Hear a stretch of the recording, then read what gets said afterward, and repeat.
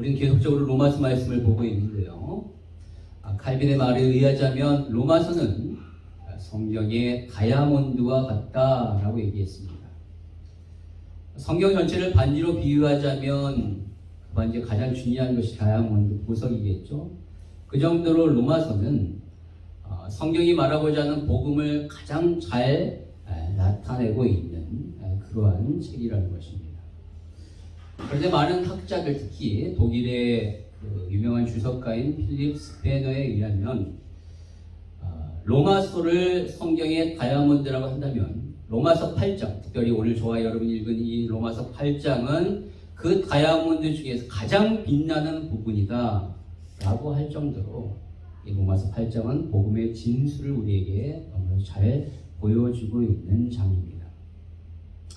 그래서 우리가 몇 주에 걸쳐서 앞으로 이 로마서 8장에 대해 좀 더 자세히 살펴보려고 합니다. 왜냐하면 성경을 우리가 빨리 읽고 지나가는 것도 좋지만 가장 중요한 건 성경이 말하고자 하는 복음이 무엇인가를 바르게 정확하게 아는 것이 더 중요하기 때문이죠. 아무리 성경을 백독한다 할지라도 그 복음을 알지 못하면 무슨 소용이 있겠습니까? 그것은 마치 그냥 교양서적에 불과한 거예요.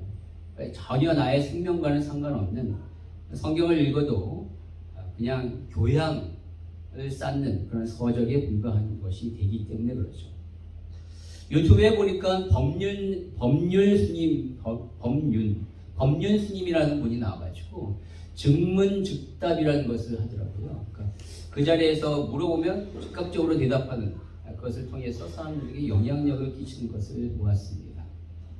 이분이 성경을 참 많이 읽었더라고요. 그래서 얘기하는데 성경의 얘기를 막 하는 거예요. 그러면서 사람들에게 심지어 성경 좀 읽으라고, 거기 온 사람들이 불교 신자들인데 그렇게 얘기를 하더라고요. 그러면서 왜냐하면 성경이 굉장히 유익하다는 거예요. 거기 안에 지혜가 있고 삶을 살아가는 데 많은 도움이 된다라고 얘기를 하는 겁니다. 맞습니다.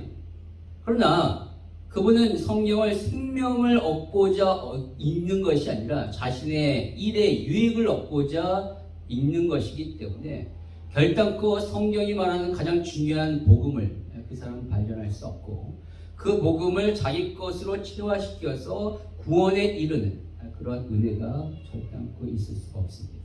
그런 목적으로 있기 때문에. 따라서 우리는 이 로마서 8장을 단순한 교양서적이 아니라 생명의 책으로 받고 이 안에 담겨져 있는 가장 중요한 복음이 무엇이며 또한 그 복음을 받은 우리의 삶이 어떻게 변화되었는가에 대하여 살펴봄으로써 저와 여러분의 삶 가운데 우리의 생명과 성장에 큰 유익이 될 줄 믿습니다.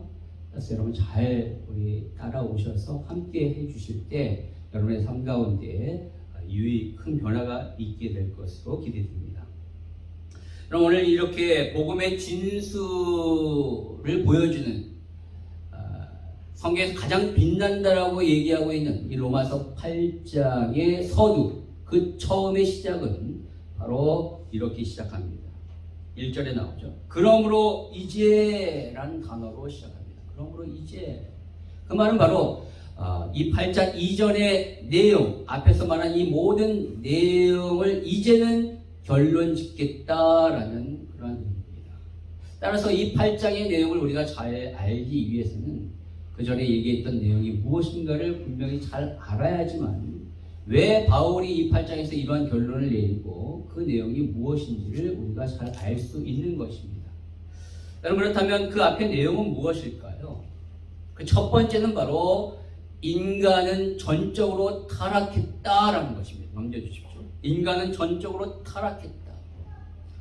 원래는 그렇지 않죠. 하나님이 인간을 하나님의 형상대로 너무 선한 존재로 창조했는데 그러한 인간이 사탄의 유혹을 받아서 범죄함으로 말미암아 완전히 타락되어서 그 이후로 하나님과는 상관없이 죄악된 삶을 살게 되었습니다. 사도 바울은 그러한 타락된 인간의 상태에 대하여 뭐라고 기술하냐면 바로 로마서 1장 28절에서 31절에 아주 잘 말하고 있어요. 또한 그들이 마음에 하나님 두기를 싫어하며 하나님께서 그들을 그 상실한 마음대로 내버려 두사 합당하지 못한 일을 하게 하셨으니 곧 모든 불의, 추악, 탐욕, 악의가 가득한 자요 시기, 살인, 분쟁, 사기, 악독이 가득한 자요, 수근수근하는 자요, 비방하는 자요, 하나님께서 미워하시는 자요, 능력하는 자요, 교만한 자요, 자랑하는 자요, 악을 도모하는 자요, 부모를 거역하는 자요, 우매한 자요, 배약하는 자요, 무정한 자요, 무자비한 자라라고 말하고 있습니다. 여러분, 이것이 인간이다라는 거예요. 타락된 인간의 모습이 이렇습니다. 하나님을 떠나 자기 멋대로 자기가 하고 싶은 대로 살았는데 그 삶의 결과가 바로 이러한 불의, 추악하며 악이, 시기, 살인, 분쟁, 이러한 죄악된 모습으로 나타났다라는 거예요. 여러분, 이것이 우리가 매일마다 뉴스를 통하여 접하고 있는 것 아니겠습니까? 온갖 사회에 나오는 여러 가지 많은 범죄의 그런 모습들, 그것이 타락된 인간의 삶의 모습으로 이렇게 사건으로 나타나고 있습니다. 아니, 우리의 삶, 저와 여러분의 삶에서도 이러한 모습이 여실히 드러나고 있지 않습니까? 그럼 이것이 바로 인간의 실태, 인간의 현실의 삶의 모습이에요. 여기 안 걸려 있는 사람이 누가 있습니까? 하나라도 나는 이것과 상관없이, 나는 이것과 상관없이 살고 있어요 라고 이렇게 자신 있게 얘기하고 있을 수 있는 사람이 누가 있겠냐는 거예요. 아무도 없습니다. 모든 사람이 죄를 범하여서 완전히 타락되었습니다. 그렇게 타락된 인간은 어떻게 되는가? 하나님의 진노를 받아 영원한 죽음에 이르게 되고 지옥에 갈 수밖에 없게 되는 것이 인간의 운명입니다. 이 운명에서 벗어날 수 있는 사람이 아무도 없고 스스로 자신의 힘으로 이 운명을 이길 수 있는 사람이 아무도 없습니다. 이것이 첫 번째 사도 바울이 얘기했던 내용이에요. 그런데 두 번째로 말하기를, 그러나 우리 주 예수 그리스도께서 우리에게 구속의 은혜를 입히셨다, 은혜를 주셨다라는 것이 두 번째입니다. 하나님의 의신 예수 그리스도께서 이 땅에 오셔서 십자가에 달려 죽으심으로 우리의 모든 죄를 짊어지시고 우리의 모든 죄를 해결해 주셨어요. 죄값을 치르셨어요. 그래서 우리에게 속량 구속의 은혜를 입히셨죠. 그것을 믿음으로 말미암아 우리는 그 구속의 은혜가 우리에게 임하게 되었고, 우리는 하나님 앞에 의로운 자라고 칭함을 받게 되었습니다. 의로운 자가 되었대요. 그럼 여기서 말하는 의롭다, 칭의를 입었다라는 것은 법적 선언입니다. 법적 선언. 실제로 우리가 죄가 없는 완전한 의인이 됐다라는 말이 아니죠. 우리 안에는 여전히 죄의 본성이 남아있고 죄를 짓고 있습니다. 하지만 하나님이 예수 그리스도를 통하여 우리의 모든 죄를 다 해결해 주셨기 때문에 그리스도를 통하여 우리를 볼 때 너는 의로운 자가 되었다라고 법적으로 선언하신 거예요. 마치 이것은 이런 것과 같습니다. 엄청나게 큰 죄를 저지른 사람이 있는데 그 사람이 그 죄값을 치르기 위해 옥살이를 해야 되는데 대신 어떤 사람이 그 사람을 대신해서 옥살이를 쳤어요. 그러자 판관이 그 죄인을 불러서 너를 대신하여 누군가 옥살이를 했기 때문에 너는 이제 더 이상 죄인이 아니다, 옥살이를 치르지 않아도 된다라고 선언할 때 바로 이것이 바로 칭의라는 거예요. 그렇다고 해서 그에게 죄가 없는 것은 아니죠. 자기가 그 죄를 해결한 건 아니니까. 분명히 죄가 있어요. 하지만 다른 사람이 그 죄값을 치렀기 때문에 법적으로 이미 그는 죄에서 떠난 거예요. 죄에서 자연 상관없는 사람이 된 것이죠. 죄는 있지만 법적으로 선언했기 때문에 이제는 더 이상 그가 죄값을 치르지 않고 옥살이를 하지 않아도 되는 거예요. 그와 마찬가지로 예수님께서 우리의 모든 죄값을 다 지불하셨기 때문에 더 이상 우리는 그 죄에 대한 죄값을 지불하여 지옥에 갈 필요가 없는 것이라는 것이죠. 하나님은 분명히 우리를 향하여 뭐라고 말씀하시느냐? 너는 이제 죄인이 아니라 의인이다 라고 선언하셨어요. 법적으로 선언했기 때문에 어떤 누가 뭐라고 참소를 한다 할지라도 하나님이 그렇게 선언했기 때문에 누구도 우리를 넘어뜨릴 수 없고 누구도 우리를 정죄할 수 없는, 참소할 수 없는 것입니다. 법적으로 우리는 의롭게 된 자라고 인정받은 거예요. 따라서 예수를 믿는 우리는 지옥과는 상관없는 의로운 자가 되었습니다. 여러분, 이것이 두 번째죠. 그리고 세 번째, 바울이 말하고 있는 내용, 이 8장 이전의 세 번째 내용은 바로 이렇게 의롭게 된 우리, 이러한 우리의 변화된 영적인 신분은 어떠한가에 대하여 말하고 있습니다. 예수를 믿음으로 말미암아 구원을 받았어요. 우리 안에 영적인 변화가 일어나게 됐대요. 신분의 변화가 일어나게 됐대요. 그것이 뭔가? 바로 바울은 우리가 죄의 종에서 의의 종으로 바뀌었다라고 말하고 있어요. 예전에는 죄의 종이었기 때문에 죄가 시키는 일을 할 수밖에 없습니다. 죄의 종으로 됐죠. 그러나 예수 그리스도와 함께 우리가 세례를 받아 죽음으로 말미암아 죄에 대하여 죽고 의에 대하여 살아나게 되었어요. 그래서 이제는 우리가 죄의 종이 아니라 의의 종이 되었습니다. 의가 시키는 그 의를 할 수 있는 자가 되었다라고 말합니다. 그러면 이건 역시도 법적 선언이에요.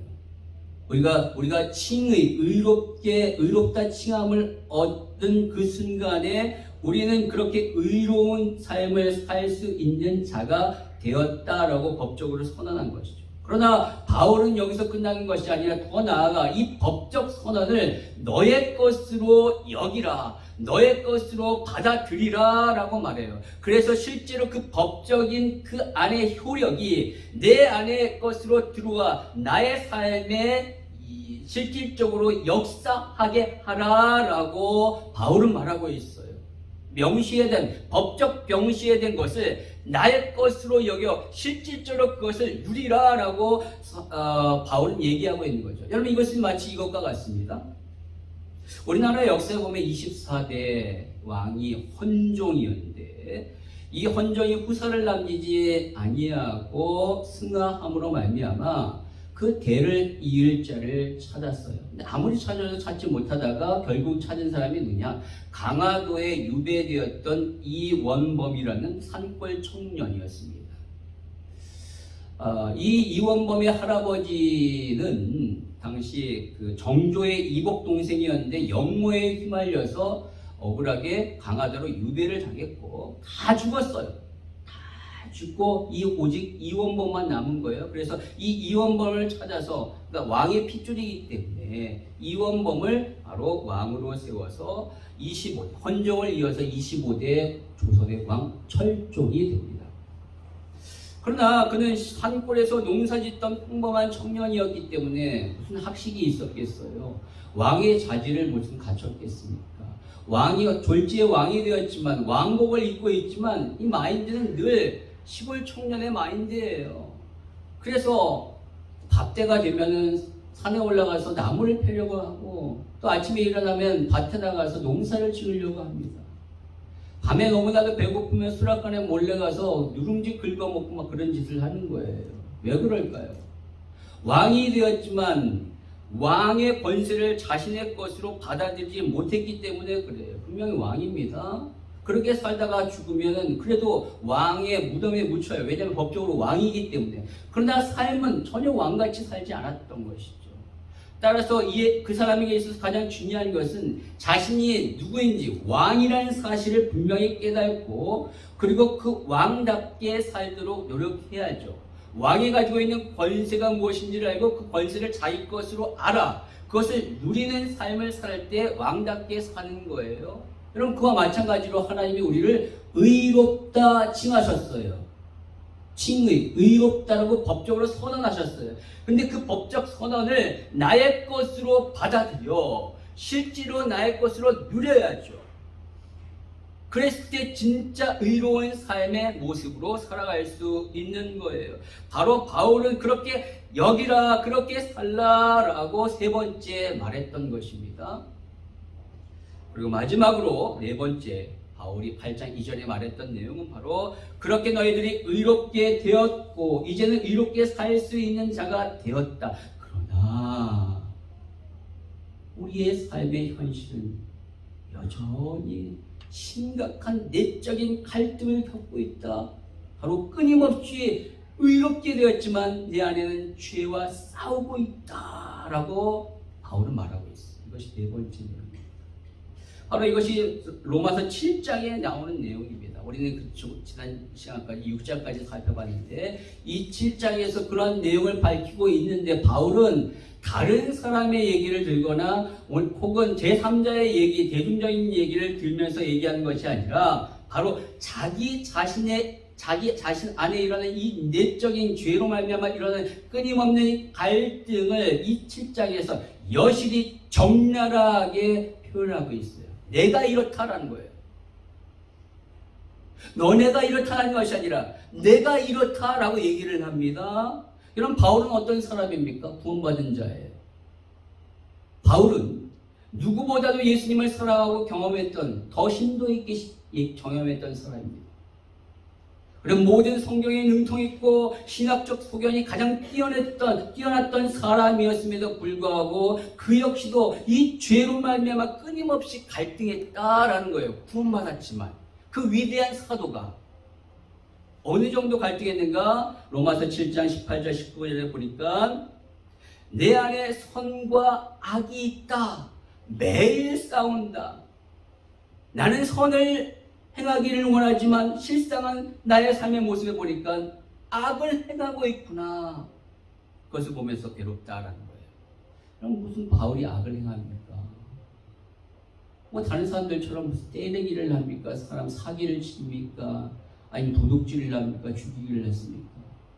그럼에도 불구하고 우리가 보기엔 너무나도 아름답고 거룩한 삶의 모습으로 하나님의 영광을 위하여 살았던 그 사도 바울은 자기 자신 안에 일어나는 이 죄의 이러한 모습을 보면서 너무나도 괴로워했다라는 거예요. 그러면서 그것을 다른 표현으로 뭐라고 얘기하는가? 22절 23절에 보니까 내 안에 하나님의 법이 있고 죄의 법이 있는데 내 마음은 하나님의 법을 따르고자 하지만 자꾸 나의 삶은 죄의 법에 끌려가고 있다라고 말하고 있어요. 여러분, 인간은 법을 초월해서 살 수 없습니다. 법 아래에 있죠. 그렇기 때문에 나에게 영향력을 미치는 그 법이 무엇인가가 중요해요. 그 법이 바른 법이라면 바르게 살 수 있지만 바르지 아니한 법이라면 올바르게 살 수 없는 것이죠. 우리는 뉴질랜드에 살고 있기 때문에 뉴질랜드 법의 아래에 있습니다. 그 법의 적용과 영향을 받고 있죠. 그리고 우리는 그 법을 지켜야 합니다. 그 법을 지키지 않으면 법적 처벌을 받게 됩니다. 만약 뉴질랜드 사람이에요. 시민권자예요. 그런데 뉴질랜드 법이 아니라 다른 나라의 법을 자꾸 따르고 거기에 영향을 받는다면 그 사람은 뉴질랜드 사람으로서 제대로 살지 못하는 것이죠. 그러다가 이 두 법이 충돌한단 말이에요. 뉴질랜드 법과 다른 나라 법이 만약 충돌하는 상황 가운데 있다면 이 사람은 이 다른 나라 법을 따르니까 결국은 뉴질랜드 법을 따르지 아니해서 결국은 처벌을 받을 수 있게 되는 거예요. 그와 마찬가지로 우리 안에는 하나님의 법이 있어요. 그래서 우리는 하나님의 법을 따라야 되는데 하나님의 법이 아닌 다른 법, 즉 죄의 법을 자꾸 따른다라는 거예요. 그렇게 따르면 하나님의 법과 충돌되어 거슬려 결국은 하나님의 법을 어기게 되어 하나님의 백성답게 살지 못하는 것이죠. 그러면 하나님의 법에 처벌받게 되는 겁니다.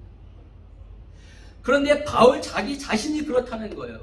이 엄청난 대사도가 우리가 알고 있는 너무나도 훌륭한 믿음의 사람인 이 사람이 내 자신을 바라볼 때 내 안에 하나님의 법이 있고 나는 그것을 따르고자 하는데 자꾸 나는 세상의 법에 따라가고 있구나. 나를 갖고 그 세상의 법이 나를 이끌고 있구나 라고 고백하는 겁니다. 그러면서 뭐라고까지 탄식하는가? 오늘 7장 24절에 이렇게 탄식합니다. 우리 같이 한번 읽어봅시다. 시작. 오브라 나는 곤고한 사람이로다. 이 사망의 몸에서 누가 나를 건져내랴. 누가 나를 건져내랴. 무슨 말입니까? 너무 괴롭다. 이 내 안에 있는 내적 갈등 너무 괴롭다. 죄 안 지고 싶은데 죄를 지는 하나님의 법이 아닌 죄법에 따라가고 있는 나의 모습 너무너무 괴롭다. 그래서 누가 이 죄의 몸에서 나를 건져줬으면 좋겠다라고 얘기합니다. 여러분, 몸에서 나를 건져준다, 몸에서 나를 뺀다라는 것은 곧 뭘까요? 죽음입니다. 죽음. 그렇죠? 몸에서 영혼이 빠져나가는 건 죽음이잖아요. 그러니까 죽고 싶다라는 그 정도로 괴롭다라는 것을 표현하고 있습니다. 그럼 이것이 바울의 헌신입니다. 복음을 위해 자신의 삶을 드렸고 누구보다도 가장 많은 어떠한 고난과 역경 속에서도 가장 많은 헌신을 했던 이 위대한 사도가 사람들의 모습에는 그렇게 보였지만 실질적으로 자신의 삶의 내면에 들여다보면 이런 엄청난 죄로 인한 갈등을 겪고 있었다라는 거예요. 그렇다면 여러분은 어떻습니까? 여러분이 이러한 갈등을 지금 하고 계십니까? 죄로 인하여 이러한 아픔과 이러한 괴로움 가운데 고민하고 계십니까? 그것 없이 그냥 난 너무너무 행복해. 마냥 행복해. 그 죄 때문에 아무 불편함이 없어. 그냥 난 평안해. 난 잘 살고 있어. 라고 생각하십니까? 만약 그렇다면 그것은 잘 살고 있는 것이 아니에요. 그것은 바르게 살고 있는 것이 아닙니다. 구원받은 자라면 오늘 바울이 겪은 이 고민과 갈등과 괴로움, 그것이 분명히 있어야 돼요. 내 안에 내적 괴로움이 있어야 됩니다. 왜냐하면 구원받는 그 순간에 내 안에 선이 들어오고 하나님의 법이 들어왔기 때문에 그 선과 법을 행하고자 하는 마음은 있지만 현실적으로 그러지 못한 나의 삶의 모습을 보면서 이 괴리감으로 인하여 오는 이 아픔과 갈등이 반드시 있기 마련이에요. 그것이 당연합니다. 그런데 그런 갈등과 괴로움과 고민이 없다면 내 안에 선이 없고 하나님의 법이 없을 수 있어요. 그렇다면 그 사람은 구원받지 않은 사람일 수 있다는 거예요. 전혀 행복해요. 아무 고민이 없어요. 죄로 인하여 구원받지 않은 사람이에요. 따라서 이러한 갈등과 고민과 괴로움은 결단코 나쁜 것이 아니고 잘못된 것도 아니고 하지 말아야 할 것도 아니라 오히려 해야 돼요. 반드시 겪어야 돼요. 날마다 우리가 끊임없이 그것을 경험해야 될 것이고 수준 낮은 수준의 신앙이 아니라는 거예요. 지금 맨날 고민해. 여러분 그렇다면 바울이 수준 낮은 신앙입니까? 맨날 고민했는데 어린아이와 같은 신앙이 아니라는 것이죠. 오히려 이것을 죄에 대하여 아주 민감하고 하나님의 법을 지키지 못하는 것에 대하여 고민하는 것들, 괴로워하는 것이 오히려 높은 수준의 신앙인 것입니다. 자신이 병들어 죽어가고 있는 것으로 인하여 괴로워하는 자가 그렇지 아니하고 내가 어떤 병이 걸린지도 아무것도 모르고 시시덕거리면서 사는 사람보다 훨씬 나아요. 왜냐하면 그 사람은 자신의 병의 심각함을 알기 때문에 치료에 적극적으로 임하여 치료될 수 있는 가능성이 훨씬 더 많기 때문에 그렇죠. 그와 마찬가지로 죄로 인하여 자신이 병들었음을 알고 괴로워하는 것이 의를 위하여 살아가는 삶이 될 수 있는 훨씬 더 높은 확률이 있는 거예요. 가능성이 있는 거예요. 그것이 성숙으로 나갈 수 있는 거룩한 삶으로 나갈 수 있는 첩경입니다. 괴로워하십시오. 갈등하십시오. 죄 때문에 고민하십시오. 그래야지 더욱더 성숙한 단계로 나아갈 수 있는 것입니다. 바로 이것이 로마서 8장 이전에 바울이 얘기했던 내용이에요. 그런데 여기서 한 가지 주의할 것은 이렇게 죄에 대한 자각과 또한 죄에 대하여 괴로움과 갈등을 겪고 있지만 그것이 너무너무 심각해져서 그것으로 자기를 정죄하는 단계까지 가서는 안 된다는 거예요. 그것은 절대로 하나님이 원하시는 것이 아닙니다. 정죄로 결론 내면 안 돼요. 니까지 나는 안 되는구나. 나는 끝났어. 난 죄로 말미암아 망할 거야. 거기까지 가면 안 된다는 거예요. 근데 로마서 7장을 보면요, 바울이 마치 그렇게 자신을 정죄한 것 같은 그런 단계까지, 그런 뉘앙스로 계속 몰고 가요. 큰일 났다. 얘 이러다가 자살하는 거 아니야? 라고 할 정도까지 비관해요. 그런데 자세히 살펴보면 바울은 한 번도 자기 자신을 정죄하지 않습니다. 바울이 7장에서 말하는 것은 자기 자신의 실존적 연약함을 계속적으로 얘기하고 있을 뿐이에요. 나는 이렇게 약하다. 그것 때문에 괴롭다. 라는 것을 얘기할 뿐이지 자기 정죄까지 가지 않아요. 자, 그래서 이제 드디어 8장에 이르게 되는데 8장에서 이러한 결론을 내리는 거예요. 뭐라고 결론을 내리는가? 1절 같이 읽겠습니다. 시작. 그러므로 이제 그리스도 안에 있는 자에게는 결코 정죄함이 없나니. 너무너무 괴로워했어요. 갈등, 죄로 인하여. 그런데 바울은 결론 내리기를 그리스도 예수 안에 내가 있기 때문에 결코 정죄함이 없구나라는 것을 발견하고 선언하는 겁니다. 비록 내가 구원받았고 그렇지만 죄로 인하여 여전히 갈등하고 있지만 그럼에도 불구하고 나는 예수 그리스도 안에 있기 때문에 결코 정죄하지, 법적으로 죄인이라고 선언할 수 있는 그런 모든 것이 없게 됐구나, 거기서 해방되었구나 라고 말하고 있는 거예요. 여러분이 어떠한 죄를 짓는다 할지라도, 그것 때문에 괴로워한다 할지라도, 그것 때문에 여러분을 향하여 정죄할 수 있는 사람이 아무도 없어요. 여러분 스스로도, 타인도, 사탄도, 이 땅의 어떠한 피조물도 여러분을 향하여 너 죄다, 죄인이다, 그 죄로 말미암아 지옥 간다라고 그렇게 선언할 수 있는 자가 아무도 없는 거예요. 왜요? 하나님이 법적으로 여러분을 완전히 선언하셨고 해방시키셨기 때문에 그렇습니다. 왜 정죄할 수 없는가? 그 이유에 대해서 정확하게 2절은 이렇게 얘기하고 있습니다. 왜 우리가 누구도 정죄할 수 없는가? 2절 같이 읽겠습니다. 시작. 이는 그리스도 예수 안에 있는 생명의 성령의 법이 죄와 사망의 법에서 너를 해방하였습니다. 아멘. 우리가 예수 안에 있어요. 근데 예수 안에 있는 우리에게 성령이 임하셨어요. 그 성령이 죄와 사망의 법에서 우리를 해방시키셨기 때문에 우리를 향하여 어떠한 누구도 정죄할 수 없다라고 말하고 있어요. 바로 로마서 8장은 구원받은 자의 삶에 역사하는 성령의 역할이 무엇인가에 대하여 이야기하고 있는데, 그 첫 번째가 바로 누구도 정죄하지 못하게 하신다는 거예요. 성령이 우리 안에 들어오셔서 우리를 해방시키셨어요. 죄와 사망의 법에서. 그래서 어떤 누구도 정죄케 못하는 거예요. 여러분, 구원은 예수 그리스도께서 이루십니다. 십자가 부활을 통하여 구원을 이루시고 믿음으로 그것을 우리가 받아 구원받았어요. 그렇다면 구원받은 이후에 우리의 삶 가운데 누가 오셨어요? 성령이 오셔서 우리의 삶을 그 구원의 단계로 계속적으로 이끌어 가시고 계셔요. 내주하셔서 우리의 삶을 하나님 만나는 그 순간까지 인도하신대요. 해방시키시고 인도하시는 거예요. 저는 하나님이 우리에게 성령을 주셨다는 사실에 대해서 너무너무 감사합니다. 예수 그리스도로 말미암아 구원받았어요. 그것만으로도 너무 감사하죠.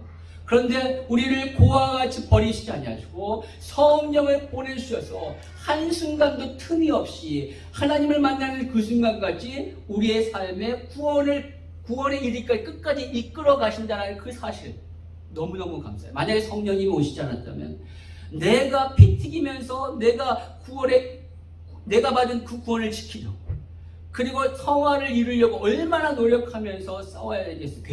외로운 싸움을 살아가야 되겠습니까? 그런데 성령님이 오셔서 나를 도와주셨어요. 죄와 사망의 법에서 승리하신 그 성령님이 나를 도와주신 거예요. 여러분, 여기서 말하는 법이라는 것은 죄와 생명과, 여기 보면 생명의 성령의 법, 그리고 죄와 사망의 법이라고 나오는 이 헬라어 법은 무슨 의미를 가지고 있냐면 바로 권세, 파워라는 의미를 가지고 있습니다. 즉 우리를 성령의 권세와 능력이 죄의 권세와 능력을 이기셔서 우리를 해방시키셨다는 거예요. 죄의 권세에서 이기신 그 성령님을 보내주셔서 그 성령님이 우리 안에 들어와 우리를 도와주시기 때문에 그 힘의 능력으로 우리 역시 죄를 이기며 하나님이 원하신 거룩한 삶의 모습으로 나아갈 수 있게 되는 것이죠. 구원받은 이후에 우리의 삶의 모습에 성령님이 오셔서 우리를 도와주신다는 그 사실이 얼마나 저에게 힘이 되고 싸울 수 있는 용기를 주게 하시는지 몰라요. 여러분, 혼자서는 안 돼요. 혼자 어떻게 이깁니까? 그런데 이미 이기신 성령님이 내 안에 들어오셨고 그분이 나를 도와주심으로 내가 싸울 수 있고 이길 수 있는 거예요. 바로 우리에게 정죄함이 없는 이유는 바로 성령님의 권능이 죄의 권세를 이기셨기 때문에 그렇습니다. 만약 죄의 권세가 성령님의 권세를 이겼다면 지금도 계속해서 죄는 우리를 참수하며 정죄할 거예요. 그러나 성령님이 죄의 권세를 이기셨어요. 아니 이미 예수님이 십자가에서 우리의 모든 죄를 담당하시고 죽으실 때 우리가 받아야 될 모든 정죄를 그분이 다 담당하셨어요. 사탄은 그때 예수를 향하여 봐라, 네가 이 많은 죄로 인하여 죽는구나, 너는 죽어, 죄로 말미암아 죽어라고 손가락질에 정죄했을 거예요. 예수님을 향하여. 그러나 하나님의 영이신 성령님이 성경에 보니 11절에 보니까 이렇게 나오죠. 예수를 죽은 자 가운데 살리신 이의 영, 성령이죠. 하나님의 영이 그 안에 거하시면 그리스도 예수를 죽은 자 가운데 살리신 이가 너희 안에 거하시는 그의 영으로 말하면 너의 죽을 몸도 살리시리라. 그러니까 그렇게 십자가에 죽어서 정죄받던 예수님을 하나님의 영이신 성령님이 살리심으로 말미암아 죄의 권세를 이겨 이제는 더 이상 죄가 예수님을 향하여 정죄하지 못하게 되었다는 거예요. 근데 그 성령님이 우리 안에 들어와 우리 역시도 우리가 부활하는 자로 되었기 때문에 예수를 향하여 정죄하지 못하는 죄가 더 이상 우리를 향하여 또 정죄하지 못하게 만드셨다라는 것입니다. 여러분 이해되십니까? 예, 성령님이 계시고 우리는 결단코 정죄받을 자가 아니 되겠다는 거죠. 여러분 이것이 우리 안에 들어오신 성령님의 역할입니다. 내 자신, 타인, 사탄, 어떤 피조물도 이 땅에 누구도 여러분을 향하여 죄인이다 라고 선언할, 정죄할 자가 없는 거예요. 왜요? 우리 안에 성령님이 굳건히 우리를 지키시고 보호하시고 계시기 때문에 그렇습니다. 두 번째, 또 성령님은 우리 안에 어떻게 역사하실까? 우리의 생각을 바꾸시고 영향력을 미치죠. 우리 생각을. 그럼 5절 6절에 보면 육신을 따르는 자는 육신의 일을, 영을 따르는 자는 영의 일을 생각하나니 육신의 생각은 사망이요 영의 생각은 생명과 평안이니라. 그럼 누구를 따르느냐에 따라서 생각이 달라집니다.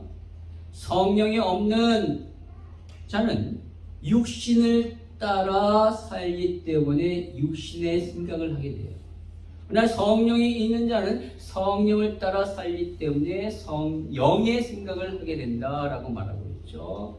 여러분 성령님이 우리 안에 오셔서 가만히 계시기를 원하시는 것이 아니라 그 성령님은 우리를 지배하기를 원하셔요. 그런데 막 함부로 하시지 않습니다.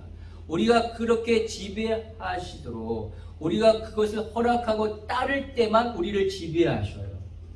성령님은 왜냐하면 인격적인 분이시기 때문에, 대신에 귀신은 다르죠. 비인격적이기 때문에 우리 안에 막 들어와서 우리를 장악하려고 해요. 그러나 성령님은 절대 그렇지 않습니다. 성령님, 내가 주님 앞에 나의 의지를 드립니다. 나의 생각을 맡깁니다. 라고 이렇게 했을 때 성령님이 우리를 지배하시는데 그 첫 번째 지배가 뭐냐? 뭘 가장 먼저 우리를 지배하기를 원하시는가? 우리의 생각이에요. 우리의 생각을 지배하기를 원하셔요. 왜냐하면 사람은 생각대로 되기 때문에, 그 생각한 대로 삶이 변하기 때문에 그렇습니다. 여러분, 희귀한 정신질환 중에서 하나는 코타르 증후군이라는 것이 있습니다. 이것은 뭐냐면 나는 죽었다라는 생각을 가진 거예요. 그 생각에 사로잡혔습니다. 다른 말로 말하면 시체 증후군이라고 해요. 영국의 어떤 남자가 아주 심각한 교통사고를 당해서 진짜 죽다 살아났어요. 여러 차례 대수술을 통해서 결국은 살았지만 그 후유증으로 말미암아 이 병을 앓게 된 것입니다. 그래서 자기는 이미 죽었다. 자기는 유령이래요. 유령이니까 밥을 먹습니까? 거식기에 걸려가지고 뼈만 남는 거예요. 죽어가는 거예요. 그러다가 어느 날 재활센터에 갔더니만 자기랑 비슷한 사람을 보게 되는데 그 사람이 그 병을 알았던 거예요. 근데 그 사람은 거기서 해방됐어요. 그 사람의 얘기를 듣고 나서 생각이 바뀌면서 이 사람이 치유된 것입니다. 그런 기사를 접한 적이 있어요. 여러분, 생각이 병들면 진짜로 죽는 겁니다. 저는 2주 동안 병원에 있으면서 처음에 너무너무 괴로웠어요. 원인도 모르고 계속적으로 이렇게 아파하면서 온갖 종류의 진통제와 몰핀을 맞으면서 이러다 큰일 나는 거 아닌가라는 그런 생각이 자꾸 몰려오는 거예요. 그러면서 나중에 이제 그 병명이 나왔죠. 자가면역 질환이래요. 그러면서 의사가 아주 좀 심각하게 얘기를 하더라고요. 평생을 약을 먹을 수 있습니다. 관리를 잘 하셔야지만 그러나 정상적인 삶을 살 수 있습니다. 그 얘기를 들으니까 너무너무 낙담돼가지고 너무너무 괴로웠어요. 어느 정도까지일까? 아니 죽을 때까지 이렇게 아프면 그냥 빨리 죽는 게 낫지 않을까? 목회는 어떻게 하지? 교회는 어떻게 해야 되지? 그러면 빨리 그냥 후임자를 구해야 되는 거 아닐까? 뉴질랜드에 계속 살아야 되는가? 이럴 바에 한국 가는 게 낫지 않을까? 온갖 종류의 별의별 생각을 다 하게 됐어요. 다 부정적인 것이죠. 다 안 좋은 생각이에요. 걱정과 근심입니다. 그러니까 더욱더 아프더라고요. 근데 그러다가 제가 두 번째 입원을 하게 됐잖아요. 두 번째 입원을 하는데 그때 얼마 전에 소천하신 팀 켈러 목사님이 쓴 인생 질문이라는 책을 가지고 가서 읽었어요. 딱 읽다가 거기에 보니까 나다나엘이라는 사람에 대한 이야기를 나오는 거예요. 나다나엘 아시죠? 성경에 빌립이 예수 그리스도를 만나고 나서 메시아임을 알고 그의 친구 나다나엘한테 가서 내가 만난 자가 그리스도다, 성경에 예언된, 와서 봐라라고 얘기했을 때 나다나엘이 뭐라고 얘기하죠? 나사렛에서 무슨 선한 것이 날 수 있겠어? 라고 얘기했던 사람입니다. 그러니까 부정적인 생각 가운데 하나님의 역사를 믿지 못했던 사람이었죠. 근데 그 사람에 대한 이야기를 이제 목사님이 쫙 쓰시는 것을 보면서 그 대목을 읽는 가운데 완전히 저에게 딱 붙어졌어요. 아, 내가 완전히 나다나엘이구나. 현실의 부정적인 상황이 나를 사로잡아서 이 부정적인 생각에 사로잡혀서 하나님의 뜻하시고 원하셨던 놀라운 계획이 있음에도 불구하고 그걸 보지 못했구나 라는 생각을 하게 되었어요. 완전 나다나엘이었던 것 같아요. 그러면서 하나님 앞에 기도했습니다. 성령님, 내 생각을 붙잡아달라. 하나님 뭐라고 말씀하셨나요? 이렇게 말씀하셨다. 네 인생 네 거라고 생각하니? 네가 하는 목회 네 거라고 생각해? 천만의 말씀. 내 거야. 내가 너에게 맡겼어. 병을 준 것도 나고 낫게 하는 이도 나야. 교회를 낮추시는 것도 나고 교회를 높이시는 것도 나야. 내가 하는 거야 라고 말씀하시더라고요. 그러면서 생각이 바뀌었습니다. 병으로 앓고 있는 이 시간이 괴로운 시간이 아니라 오히려 내 생각을 바꾸는 시간, 나의 삶을 변화시키는 시간, 다시 한번 돌아보게 하는 시간, 새롭게 시작하는 그런 기회가 될 수 있겠구나 라는 생각을 하게 되었습니다. 그래서 삶의 패턴을 좀 바꿨어요. 아침밥을 먹기 시작했습니다. 예전에는 아침밥 안 먹었거든요. 이 아침밥을 먹어보니까요, 좋더라고요. 이 두뇌회전이 빠르면서 삶의 의욕이 생기는 거예요. 막 소망이 생기는 거예요. 그런데 목회의 방향과 목적을 바꿔야 되겠다라는 소명이 생겼어요. 저는 그동안 목회는 목사가 한다라고 생각했어요. 아닙니다. 하나님이 하시는 거죠. 하나님이 목회하시는 거예요. 그저 저는 그 하나님의 목회의 어떤 부분을 쓰임받는 것이다. 저를 쓰신다면 다른 사람 못 쓰시겠어요? 우리 다른 성도 못 쓰시겠어요? 하나님의 목회 생각이 달라지는 거죠. 그렇지. 하나님이 다른 성도님들을 통해서 당신의 목회를 이루어 가시지. 우리 다른 성도님들과 함께 예배와 교육과 봉사와 구제와 교제, 전도에 같이 힘쓰기를 원하시는 거죠. 우리 성도님들이 거기에 적극적으로 참여하여 그렇게 세울 수 있구나. 하나님은 그렇게 하실 수 있구나. 나 혼자서 예배를 인도하는 것이 아니라 여러분과 함께 예배를 같이 하면서 하나님 앞에 드려지는 예배, 내가 인도하는 소그룹이 아니라 여러분이 함께 만들어가는 소그룹을 통하여 그 안에 예배와 교제와 구제와 치유와 회복과 능력이 나타나는 그런 아름다운 소그룹, 여러분 이러한 예배와 소그룹이 날마다 매주마다 있다면 하나님 얼마나 기뻐하시겠어요. 그것에 참여하는 우리의 삶의 영적인 성장이 얼마나 있겠습니까? 저는 그것을 꿈꾸게 됩니다. 여러분과 함께하는 하나님이 목회하시는 그런 아름다운 교회 이루었으면 좋겠어요. 함께 했으면 좋겠습니다. 생각을 바꾸면 삶이 달라집니다. 성령의 지배를 받으면 영의 생각을 하게 되는데, 영의 생각은 6절에 나오듯이 생명과 평안입니다. 여러분의 삶 가운데서 성령의 지배를 받아 영의 생명을 통하여 생명과 평안이 있는 그러한 삶이 되기를 소망합니다. 구원받는 사람의 삶에 성령께서는 우리의 생각을 주관하고 바꾸십니다.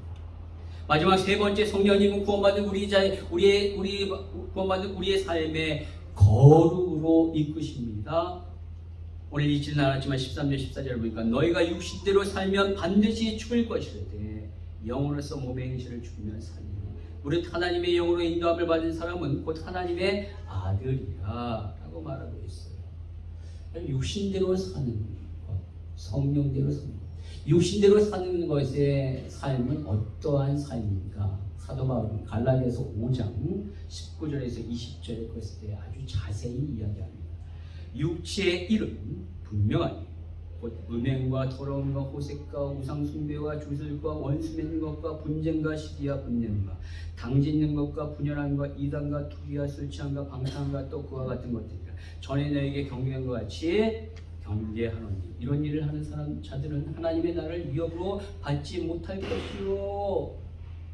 육신을 따라 사는 삶이 이렇다는 거예요. 그러나 반대로 성령을 따라 사는 사람의 삶은 어떠한가? 바울은 바로 이어서 그렇게 사는 자의 삶은 바로 성령의 열매를 맺는 삶이다 라고 22절 23절 말합니다. 같이 한번 읽겠습니다. 시작. 오직 성령의 열매는 사랑과 희락과 화평과 오래 참음과 자비와 양성과 충성과 온유와 절제니 이 같은 것을 금하는 법이 없느니라. 아멘.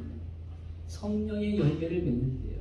여러분, 성령의 열매는 말하자면 뭘 말하냐면 바로 예수님의 성품을 의미합니다. 예수님의 성품을 담게 한다라는 거죠. 성령님은 능력이지만 단순한 파워가 아니에요. 능력이 많으신 분이지만 단순한 파워, 힘이 아니라 그분은 인격체셔요. 삼위 하나님 중에서 한 분이에요. 만약에 능력으로만 우리가 알고 있다면, 인격체가 아닌 능력으로만 알고 있다면 그것은 AI와 똑같잖아요. 우리보다 더 뛰어난 능력을 가지고 있는 지금 막 일어나고 있는 그 AI와 똑같은 거예요. 성령이죠, 그 얘네들이 오히려. 근데 성령님은 그런 분이 아니라 삼위 하나님의 한 위격이셔요. 인격체셔요. 인격체이신 그분이 우리를 사랑하셔서 우리로 하여금 당신의 인격을 담기를 원하시기 때문에 자꾸 거룩으로 이끌어 가시는 거예요. 그렇기 때문에 성령이 거하는 자의 삶의 가장 중요한 삶의 목표는 능력이 아니라 거룩입니다. 다시 한번, 성령이 거하는 자의 삶의 가장 중요한 목적은 능력이 아니라 거룩이에요. 능력도 중요하지만 거룩이에요. 하나님을 닮아가는 것, 예수 그리스도의 성품을 닮아가는 것, 성령의 열매를 맺는 것이 가장 중요한 삶의 목적입니다. 저와 여러분이 이 성령의 인도를 받아 예수 그리스도를 닮아가서 성령의 열매를 맺어 예수 그리스도를 닮아가는 그런 삶의 모습이 있기를 바랍니다. 그럼 말씀의 결론을 맺겠습니다. 예수 그리스도로 말미암아 우리가 구원을 받았습니다. 그리고 구원받은 우리에게 하나님이 성령을 보내주셔서 우리로 하여금 그 구원이 우리에게 완전히 적용되어 그 구원을 어디까지 적용시키시냐면 하나님을 만나는 그 순간까지, 그러니까 구원의 완성이 영화에 이를 때까지 이 성령님이 우리를 계속적으로 구원을 적용시켜 나가고 계셔요. 따라서 저와 여러분이 이 땅 가운데 살 동안에 우리는 누굴 의지하려면 우리 안에 계신 성령님을 의지해야 합니다. 성령님께 여러분의 주권을 맡기시고 그분의 인도를 받는 저와 여러분의 삶이 되기를 바랍니다. 그랬을 때 그분이 우리의 모든 정죄로부터 우리를 해방시켜 주실 것이고, 그분이 우리의 생각과 마음을 주관하여 영의 생각 가운데 이끄실 것이며 성령의 열매를 맺는 거룩한 삶으로 인도하실 것입니다. 이번 한 주간도 성령님을 의지하여 그렇게 살아가시는 저와 여러분의 삶이 되기를 주님의 이름으로 축원합니다.